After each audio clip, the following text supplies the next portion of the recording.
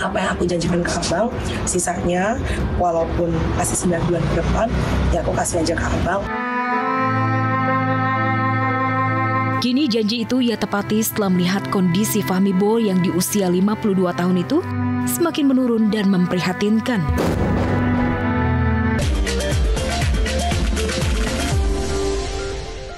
Kita udah berbuat baik, masih aja disalahartikan gitu.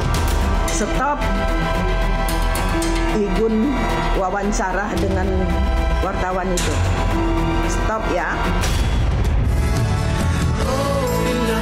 Ivan Gunawan kembali menunjukkan kepeduliannya terhadap sesama. Sosok desainer dan presenter yang cukup dermawan itu melakukan aksi berbagi. Kali ini bukan sedekah subuh seperti yang rutin ia lakukan tiap pagi di depan rumahnya, tetapi membagikan paket sembako kepada 200 ojek online atau ojol yang dilakukan di warung makannya. Hari ini saya berniat untuk pengen berbagi, memberikan rasa terima kasih saya karena Kak Igun siapin ada 200 voucher, 200 sembako. Insya Allah sembako ini bisa bermanfaat untuk keluarga. Ya, salam buat keluarga.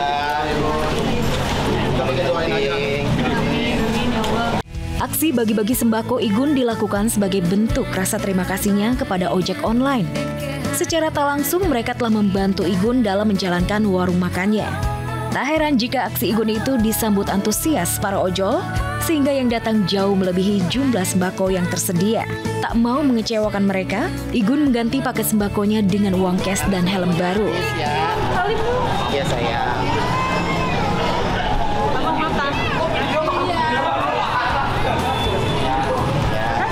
Kalau misalnya hidup aku alhamdulillah hari-harinya lebih rame ya. Aku ada syuting program TV, aku ada kegiatan kemanusiaan gitu kan. Jadi nggak selamanya merancang terus gitu. Jadi itu yang membuat saya jadi kayak lebih bisa bervariasi yang ngejalanin kehidupan gitu. Jadi nggak selamanya harus bikin baju terus gitu. Namun sayang kebaikan dan kedermawanan Igun terkadang justru dimanfaatkan oleh oknum tertentu. Seperti belum lama ini, seorang ibu asal Palembang bernama Oma Nino yang videonya viral lantaran menagih bantuan uang sebesar 270 juta yang dijanjikan Igun. Tentu saja Igun geram. Rasa simpatinya terhadap Oma Nino berujung menyusahkan dan mencoreng nama besarnya. Aku termasuk orang yang selalu meladeni orang untuk foto, untuk datang, untuk ngobrol. Aku terus terang kalau aku tahu ibu itu tabiatnya kayak begitu nggak akan aku layanin. Jadi dia masuk ke situ dengan acting nangis-nangis. Kayak aku minta tolong. Aku bilang, Bu nggak usah nangis. Aku bilang gitu. Ngomong aja ibu perlu apa. Saya butuh uang 270 juta untuk melunasi hutang dia. Lalu saya bilang, Bu kita saudara bukan. Kenal juga enggak. Kalau saya bantuin ibu 270 juta, ibu gantinya gimana? Masuk akal nggak? Iya kan, maksudnya itu kan uang. Maksudnya kita kan nggak kenal. Bagaimana cara ngebayarnya? Igun mengaku trauma atas kejadian tersebut. Sikap sopan dan niat baiknya terhadap Oma Nino malah ujungnya dijelek-jelekan. Kini Igun memilih akan lebih selektif saat diminta foto dengan siapapun. Aku sekarang tegas, nggak ada foto-foto, terserah aku mau dibilang jutek, mau dibilang galak, terserah. Pokoknya aku nggak mau ada foto-foto. Karena maksud aku, kita udah berbuat baik, masih aja disalahartikan gitu loh. Jadi buat aku jadi kayak serba salah kan gitu. Karena kita bukan dinas sosial, bukan dari bank yang bisa kasih pinjaman gitu kan. Masa kita mau semalaikat apa sih sebaiknya sama orang untuk bisa ngasih pinjam segitu banyaknya gitu kan. Aku rasa nggak ada ya di dunia gitu. Klarifikasi Igun soal Oma Nino justru membuat wanita parubaya itu makin meradang. Ia pun meminta Igun berhenti membuat statement di media karena akibat pernyataan Igun ia diserang netizen. Lebih lanjut, Oma Nino juga mengingatkan Igun yang sudah bergelar haji agar tidak berbohong. Stop Igun wawancara dengan wartawan itu. Stop ya. Ibu sudah nahan-nahan itu, sudah ibu tahan-tahan. Nggak mau klarifikasi itu. Tapi udah berapa kali ibu lihat baju Igun itu lain-lain, baju hitam, baju yang ada bendera, baju yang ada bunga, ibu lihat itu. Berarti kan setiap wartawan nanya, Igun jawab itu.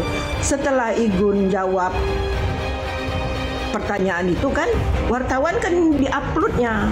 Ibu kena lagi, ibu dibully lagi, sampai ke ubun-ubun ibu dibulinya oleh netizen, nggak ada lagi yang bagusnya. Ya, Igun, kamu baru pulang dari haji. Haji kamu tuh masih, kalau orang Palembang bilangnya masih hangat. Jadi sayangkan haji kamu tuh, jangan berbohong. Terus terang geram, terus terang terganggu karena sekarang ini kan zamannya semua orang pengen FYP, semua orang pengen terkenal, semua orang pengen dinotis di TikTok. Jadi kalau ada berita ini ya mereka bikin berita lagi karena aku nggak mau terkenal karena berita yang nggak penting gitu.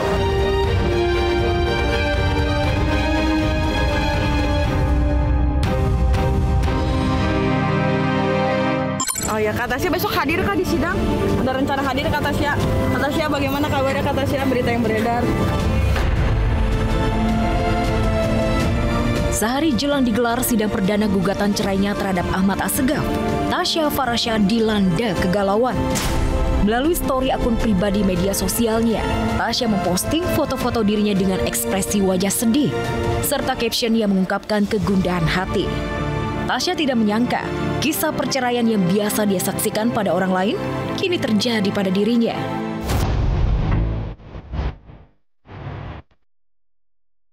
Rasanya seperti sedang menonton kisah orang lain.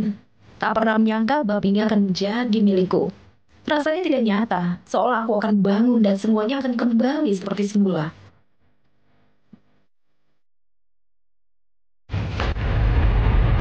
Di tengah kegundahan hatinya jelang sidang cerai, sang pengusaha dan beauty vlogger ini juga mencari ketenangan dengan ikut pertandingan padel di kawasan Jakarta Selatan.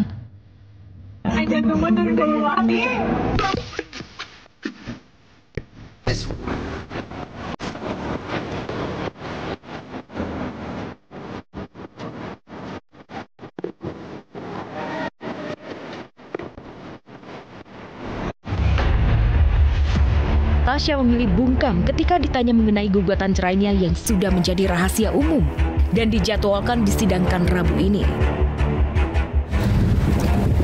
Assalamualaikum Kak Tasya. Bagaimana Kak Tasya kabar hari ini? Saya lagi mau pulang dulu ya. Oh ya, Kak Tasya besok hadir kah di sidang? Ada rencana hadir Kak Tasya? Kak Tasya bagaimana kabarnya Kak Tasya, berita yang beredar? Langkah Tasya Farasya menggugat cerai Ahmad Assegaf menjadi keputusan yang sangat berat. Bagaimana tidak? Dalam pengakuannya di sejumlah podcast, Tasya terang-terangan kalau dirinya lebih dulu suka dan cinta kepada Ahmad Assegaf. Di mata Tasya, Ahmad Assegaf merupakan pria idaman yang menjadi pendamping hidup. Saking bahagianya bisa menikah dengan Ahmad Assegaf, pada 17 Februari 2018, Tasya sampai menggelar pesta perkawinan mewah sebanyak 7 kali. Aku yang harus cemburu karena dia tinggal di Amerika. Terus kayak cewek-cewek bule kan kalian tahu sendiri kan, dia pakai keliling-keliling pakai bikini semua. Dan kayak temennya dia tempat bilang, aku tuh dingin, nggak ada di sini. Dan temennya dia bilang kayak, Tasya, your man is a very good man. Padahal dia tuh sebenarnya banyak yang ngegodain. Walah. Sebenarnya aku yang harus lebih cemburu, tapi kayak enggak sih, aku nggak cemburu Iya, aku kurang dihargain sama kamu ya. Enggak. Mengajar. Sayangnya kebahagiaan Tasya memiliki suami Ahmad Assegaf hanya berlangsung singkat. Di tahun ke-7 pernikahannya, badai besar menghantam rumah tangganya dan berlabuh ke Pengadilan Agama Jakarta Selatan. Kamu gugatnya kapan sih Kak? Alasannya apa mungkin pemicunya Kak? Masih sarungan ya Kak? Bener Kak, karena nafkah enggak? Soal nafkah bener Kak? Kajiannya karena nafkah. Ya, perkara yang masuk cerai gugat ke Agama Jakarta Selatan, inisialnya LFT, tergugatnya AF, kuasa hukum, penggugat pakai kuasa. Sidang perdananya tanggal 24 September 2025. Walaupun Tasya belum mengungkap pemicu dirinya menggugat cerai, namun dari unggahan di media sosial ibunda Tasya yang menyinggung soal pengkhianatan cinta, serta munculnya dukungan dari Rachel V-nya yang mengirimkan buket bunga, seolah mengirim pesan kalau goyahnya pernikahan Tasya dan Ahmad akibat hadirnya orang ketiga. Klarifikasi isu perceraian dong. Udah gak klarifikasi, karena gue tahu yang ngehayal siapa, yang bikin cerita siapa. Klarifikasi isu suami Tasya Farasya selingkuh. Siapa yang bikin? Nggak tahu. Ya udah, nggak usah diklarifikasi, tidak tahu yang buat. Itu berita dari mana, siapa, ada apa, alasannya apa, kan nggak ada. Adanya orang ketiga rupanya pernah hadir dalam mimpi Tasya Farasya. Di mimpinya, Tasya melihat sang suami Ahmad Assegaf berbagi cinta dengan selebgram Erika Carlina.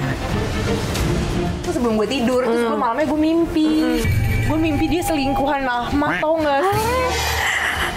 Gue mimpi suami gue selingkuh sama lo. Amit-amit banget. Terus gue bergokin di kamar mandi.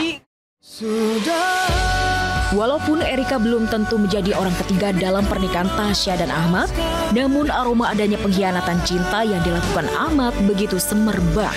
Tak hanya mengkhianati cinta dan pernikahan, Ahmad juga disebut-sebut telah berhutang dan menggelapkan uang milik Tasya senilai 23 miliar rupiah, serta menggadaikan rumah ibunda Tasya. Pak Ahmad, izin Pak, izin wawancara Pak, klarifikasinya aja Pak tentang biar nggak simpang siur Pak Ahmad. Izin Pak Ahmad, izin Pak Ahmad, klarifikasi Pak Ahmad. Benar nggak sih Pak Ahmad ada orang ketiga atau masalah penggelapan dana Pak Ahmad? Benar nggak sih Pak Ahmad? Jika hal itu benar, tentu menjadi pukulan telak bagi Tasya. Karena bucinnya Tasya kepada Ahmad tidak membuat Ahmad setia kepada Tasya. Sungguh mengenaskan sekali.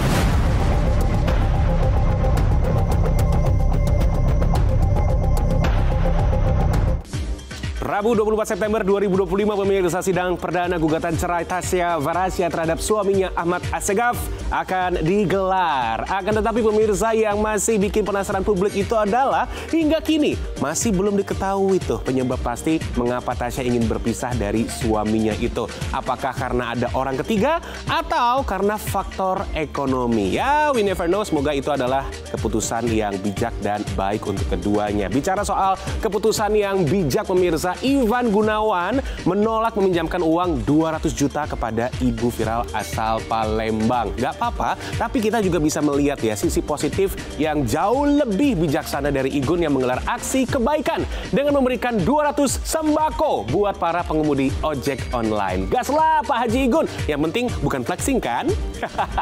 Hai pemirsa Slap On News, apa kabar? Senang sekali tentunya di siang hari ini saya James Purba kembali hadir menyapa Anda, dan juga pastinya saya sudah siap memberikan kabar seputar selebriti di Slap On News yang hanya ada di MNC TV, rumahnya seleb. Kabar berikutnya pemirsa ini hadir dari para lelaki red flag. Wow. Yang pertama pemirsa, Cikita Medi kecewa banget dengan sikap suaminya Indra yang dinilai mengulur waktu dan gak gentle. Berharap akan segera menyandang status janda secepatnya. Cikita terpaksa gigit jari. Kemudian juga pemirsa ada kabar kisruhnya rumah tangga Ratu Meta dan suaminya. Apabila betul adanya pemirsa, Yogi akan dipanggil pihak kepolisian pada Minggu mendatang. Ya kan pemirsa, red flag jangan ditiru untuk laki-laki di seluruh Indonesia. So langsung aja kita simak kisah selengkapnya. Check it out. Belum sanggup untuk menemui keluarga sejak kasus perselingkuhan di klub malam tersebut terkuak, makanya dia berlindung di bawah pengacara.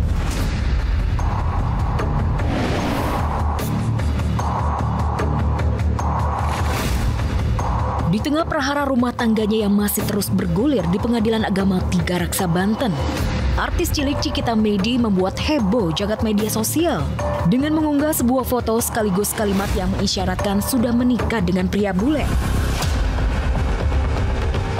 Rupanya rekayasa AI ini membuat netizen shock.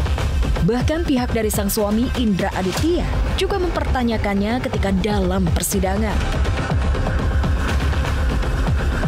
Jadi aku bawa ketawa aja, karena menurut aku memang pihak lawan lagi nggak punya pikiran, lagi hilang arah, aku menghibur diri aja, kayak bikin AI aku sama anakku, diselamatin sama Iron Man, terus anak aku terbang, wah ada papa baru ceritanya gitu.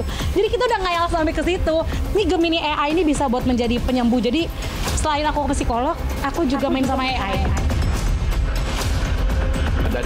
Ternyata itu produk AI ya. Saya pikir karena di situ kita bersama dengan pria lain ya bukan kita menduga ya, tapi ternyata setelah kita klarifikasi, oh ini ternyata hanya AI. Ya sempat menanyakan juga, tapi saya jangan dulu sudon lah, jangan kata ini kan namanya teknologi kadang-kadang ya. Guyonan Cikita ini pun menjadi hiburan tersendiri bagi dirinya yang pusing akibat sidang yang belum juga berakhir. Pasalnya, sidang yang sedianya sudah memasuki putusan itu justru terpaksa ditunda kali kelima. Ditunda sampai 1 minggu. Berarti hari Selasa depan. Selasa depan dengan agenda jawaban tergugat. Harusnya memang jawaban dari kami, ya jawaban tergugat. Tapi karena kami mendengar ada perbaikan, jadi kami tunda untuk menjawabnya. Akhirnya tadi kita ke majelis minta waktu 1 minggu untuk memberikan jawaban. Sebagai penggugat kan udah bolak-balik nih, udah mempersiapkan bukti. Tapi sepertinya pihak tergugat tidak bisa diajak kooperatif. Jadi ya sidangnya diundur lagi untuk menjawab, padahal kan sudah pembuktian. Selain itu, kini proses perceraian Cikita juga merembet pada persoalan aset bersama. Salah satunya rumah yang dibeli secara KPR, di mana sebagian besar biaya renovasi rumah dan cicilan ditanggung oleh Cikita. Tapi kocaknya Indra justru meminta untuk dijual dan hasilnya dibagi rata. Yang dia ingin adalah rumah itu dijual tapi dibagi 2. Menurut saya, untuk kondisi saat ini untuk menjual rumah itu tidaklah gampang. Cara yang terbaik adalah belah. Kewajibannya dibayar bersama. Lalu hibahkan untuk anak, karena anak itu sampai 21 tahun masih tanggung jawab ayahnya. Tapi karena dia sekarang lagi tidak waras, belum sadar, dan belum sanggup untuk menemui keluarga sejak kasus perselingkuhan di klub malam tersebut terkuak, makanya dia berlindung di bawah pengacara. Kisah Cikita ini menjadi segelintir kisah sejumlah wanita yang disakiti oleh suami yang tidak bertanggung jawab, atau bahkan ironisnya lagi kriminal. Hampir sama seperti yang dialami oleh Cikita Medi, Ratu juga mengalami biduk rumah tangga bak neraka. Ratu Meta bahkan mengalami KDRT. Dan kemarin di tengah proses perceraiannya yang masih berjalan, Ratu Meta mendatangi Polres Jakarta Timur untuk menindaklanjuti penetapan tersangka terhadap suaminya Yogi. Saya sih sekarang udah nggak terlalu mikirin banget ya. Yang saya pikirin sekarang lebih fokus ke anak ya. Sekarang cuman apa kata Pak Maci aja deh, ikutin jalur hukumnya seperti ikhlas. Karena yang saya fokusin sekarang ya anak. Di luar lain-lainnya ya apalagi kayak bapaknya gitu.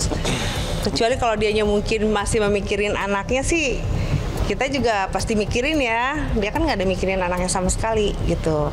Ya memang harus dikasih pelajaran kali ya. Jatuh dan tertatih mencoba untuk bangkit dari keterpurukan. Di tengah kesulitan hidup yang mencekam, Ratu Meta mencoba bertahan hidup dengan berjualan aneka lauk seperti peye atau empal daging. Iya, aku bisnis makanan, aku jualan peyek. Untungnya cuma berapa puluh ribu ya kan. Cuma kalau kalau satu toples nih ya kan, satu toples yang beli bisa sampai 20 toples ya kan. Satu hari loh itu. Tadi aja barusan Saskia Gotik ambil, ya udah kata gitu. Ya, kehilangan cinta memang seolah membuat dunia runtuh. Beruntung Ratu Meta memiliki sahabat yang begitu peduli terhadap dirinya. Contohnya Saskia Gotik dan juga Vega Darwanti, yang tak cuma membeli dagangannya tetapi juga mencoba menghiburnya dengan mengajak healing tipis-tipis versi murah keliling Ragunan. Kali ini kita rombongan teman-teman juga. Ada Saskia Gotik, ada Vega.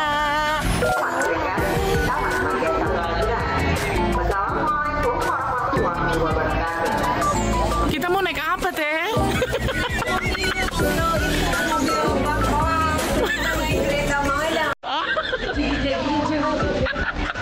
Kereta berangkat.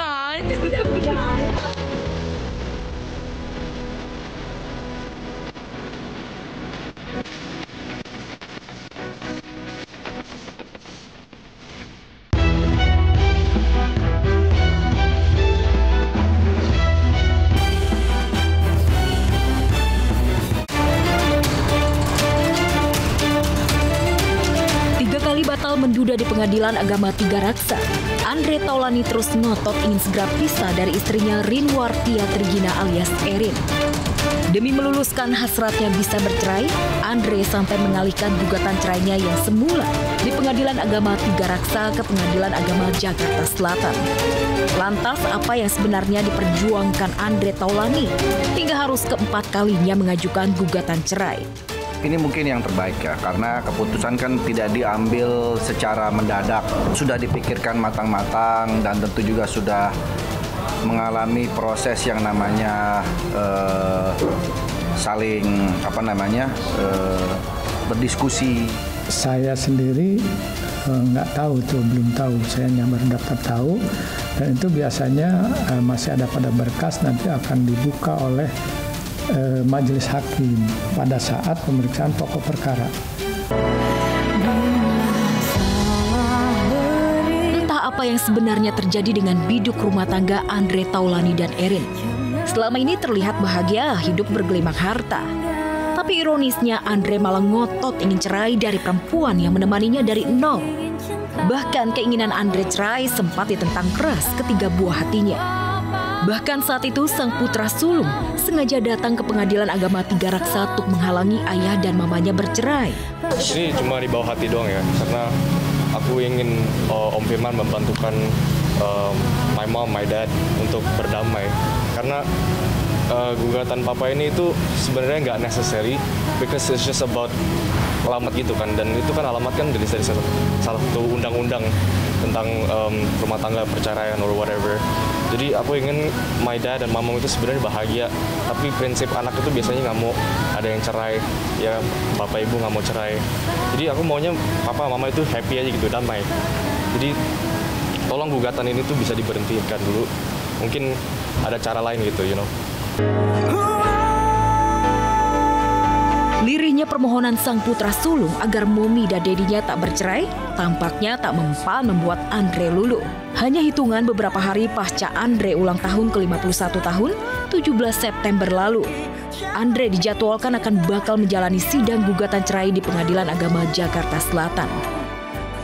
Namun nampaknya hasrat ingin buru-buru cerai dari Erin bakal berlangsung alot. Pasalnya pihak pengadilan secara prosedur akan melakukan upaya mediasi.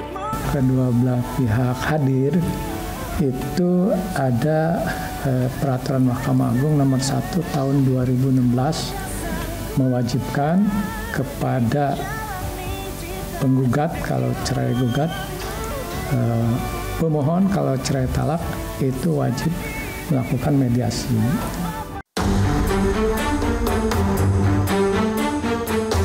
Melihat giginya Andre ingin berpisah dari Erin, sungguh mengundang sejuta tanya. Ada apa dengan Andre? Benarkah Andre ngotot bercerai karena sudah menemukan tambatan hati baru? Oh enggak. Itu rumor-rumor yang enggak benar itu. Enggak ada. Enggak ada. Ya kan namanya hidup, that's life ya kan. Hidup itu kan seperti dinamika, ada naik, ada turun, segala macam. Oh enggak, itu kan orang-orang berspekulasi begitu, orang-orang yang berpikiran negatif. Kan pada faktanya enggak gitu.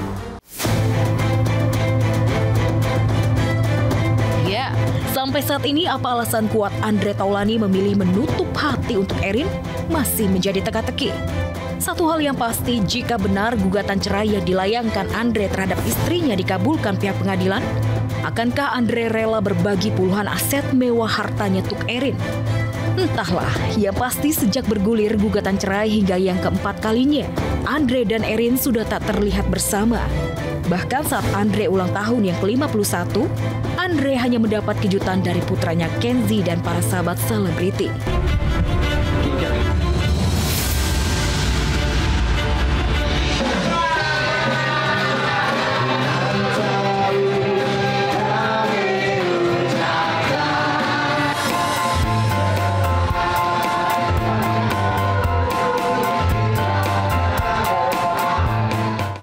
Ya pemirsa, kisah dari Andre Taulani dan juga pastinya Erin Taulani kembali berlanjut. Untuk keempat kalinya mengajukan gugatan talak cerai pada istrinya, Erin Taulani. Menarik banget nih pemirsa ya, karena ditolak di Pengadilan Agama Tiga Raksa. Kali ini Andre memutuskan untuk pindah ke Pengadilan Jakarta Selatan. Lantas akankah dengan cara seperti itu gugatan cerai Andre akhirnya bakal dikabulkan?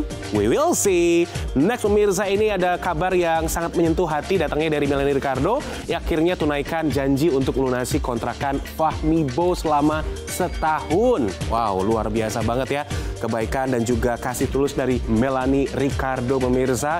Bahkan juga kita juga harus memberikan support dan doa ya kepada Fahmi Bo yang saat ini sedang terbaring lemah oleh sakit diabetes. Get Wilson, Bang Fahmi Bo, dan tetaplah semangat. Ntar dari Juli setahun gue yang bayarin ya buat lo ya. Jadi lo gak usah pikirin. Lo mau pindah ya? Pengennya. Iya. Tapi aku nyari dulu. Ya, pokoknya dengan harga yang sama di sini. Kalau lo misalnya dapat tempat lain, lo kasih tahu gue. Pokoknya gue bantuin lo setahun harga kosan lo di sini. Ya either lo ntar dapat berkah, dapat yang di bawah lebih baik. Gitu aja. Melanie Ricardo kembali menjenguk Fahmi Bo yang tengah berjuang melawan penyakitnya. Kedatangan Melanie bukan sekedar memberi semangat, melainkan untuk tunaikan janjinya yang beberapa waktu lalu dalam podcast miliknya. Ia memang pernah berjanji akan membantu melunasi biaya sewa Fahmi Bo selama 1 tahun. Itu kan abang akhirnya pindah ke sini. Itu baru terbayar 3 bulan kalau nggak salah. Sebenarnya masih ada 9 bulan. Cuma ya di hatiku tuh tetap mendoakan abang dikasih umur panjang sama Tuhan, dikasih sehat, diangkat penyakitnya. Namun karena aku udah nyebut, dan waktu itu kan nyebutnya juga kebetulan sambil kita lagi ngobrol di podcast, ya aku menyelesaikan hari ini gitu. Apa yang aku janjikan ke abang, sisanya walaupun masih 9 bulan ke depan, ya aku kasih aja ke abang.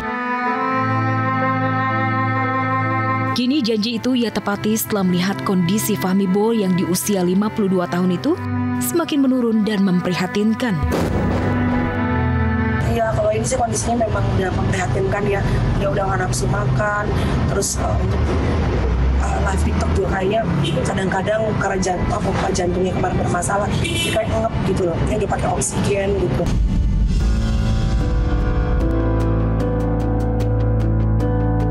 Melanie mengungkapkan dari janji 1 tahun tersebut, baru 3 bulan yang sempat terbayarkan. Oleh karena itu, ia datang untuk menyerahkan langsung sisa pembayaran yang masih 9 bulan lagi ke depan kepada Fahmi.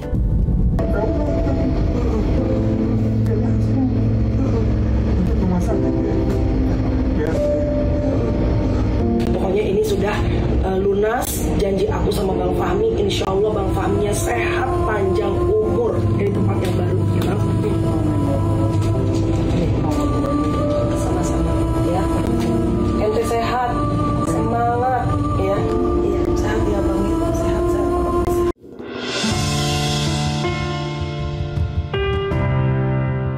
Gak hanya itu saja, istri Tyson Lynch itu berharap uang tersebut tidak hanya digunakan untuk kontrakan, tetapi juga dialokasikan untuk biaya pengobatan.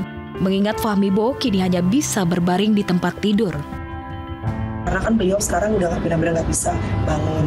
Jadi mohon maaf ya, pipis dan buang air besar semua dari tempat tidur.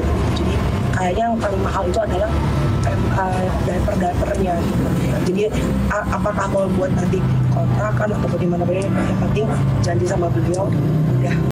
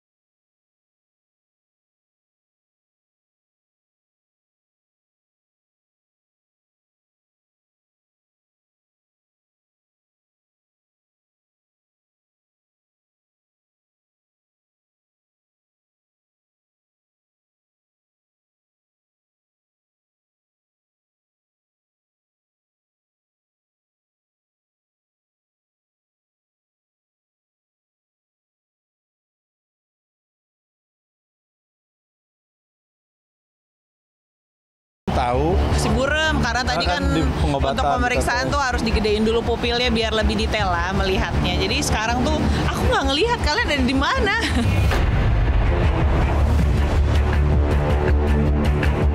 Naasnya nasib Dian Ayu istri Ananda Omes. Maksud hati ingin hidup ikutan padel. Olahraga yang tengah digandrungi para pesohor selebriti, Dian Ayu malah berujung celaka. Pengen ikutan FOMO malah jadi pasien. Istri Ananda Omes alami petaka. Matanya kena sambar bola padel hingga luka serius dan harus mondar-mandir jalani perawatan di klinik mata. Biasa, kemarin main, ya nggak sengaja aja. Tapi udah kok alhamdulillah nggak kenapa-napa. Nggak apa-apa, udah biasa aja main doang. Iya, main gitu aja. Cuman itu obatnya juga Orang barusan juga sebelum ke rumah sakit main padel juga. Main padel dulu sebelum kesini. Kalau besok juga main padel lagi. Gak apa-apa, cuman ya buat teman-teman hati-hati aja. Pokoknya kalau nanti main mata tuh emang pokoknya hati-hatilah gitu sama mata. Ya, meski terkesan menutupi luka bengkak matanya akibat terkena bola, yang pasti luka yang dialami Dian Ayu tak main-main. Faktanya ditemani suami tercinta, Dian jalani konsultasi ke dokter mata karena mengalami gangguan penglihatan gara-gara kena bola padel. Nggak parah, buktinya tadi kemarin kena bolanya, tadi pagi udah main lagi, jadi nggak parah, cuman dikontrol aja karena retinanya lebih tipis lah, nggak boleh kena pukul apapun, nggak harus bola, apapun juga nggak boleh gitu.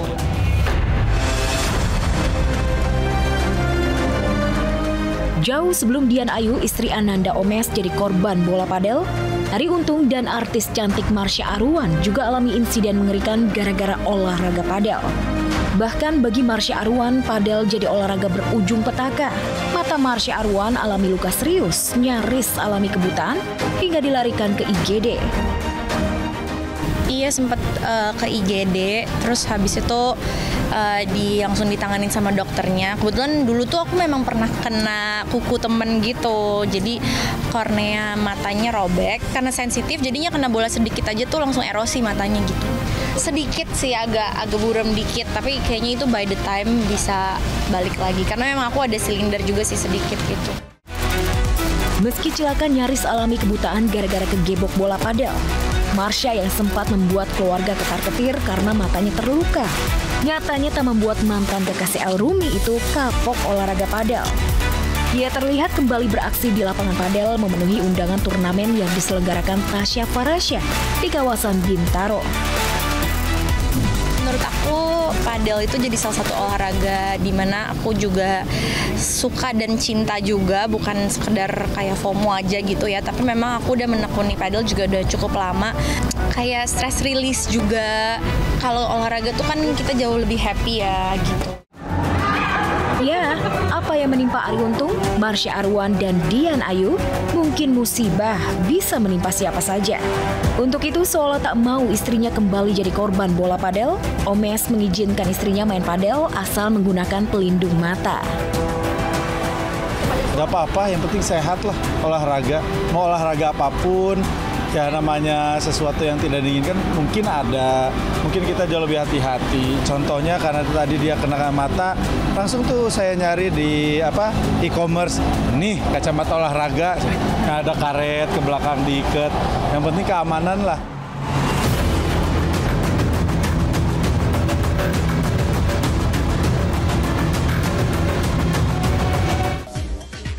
Sebetulnya nggak apa-apa banget ya pemirsa ketika memang kita ingin untuk berolahraga dengan rutin. Apalagi kalau bareng-bareng sama teman-teman. Pastikan tambah semangat banget. Mungkin itu yang dirasakan oleh para artis kenamaan seperti Dian Ayu, Arie Untung, bahkan juga Marsha Aruan yang saat ini tengah giat banget untuk berolahraga padel. Namun ternyata ini justru malah membawa petaka. Karena nama-nama yang tadi Jim sebut pemirsa justru ya malah kena bola padel begitu. Nggak apa-apa, itu mungkin bisa saja menjadi pelajaran baru untuk nanti ke depannya sebelum mau berolahraga, pemanasan dulu atau bahkan nyewa pelatih private gitu kan, jauh lebih bisa menghindarkan dari hal-hal yang tidak diinginkan. Bukan begitu pemirsa? Oke pemirsa, jangan lupa ya terus saksikan Seleb All News Senin sampai Jumat pukul 11 siang. Hanya di MNC TV, rumahnya seleb. Saya James Purba pamit. Sampai jumpa pemirsa. Have a nice day. Bye-bye.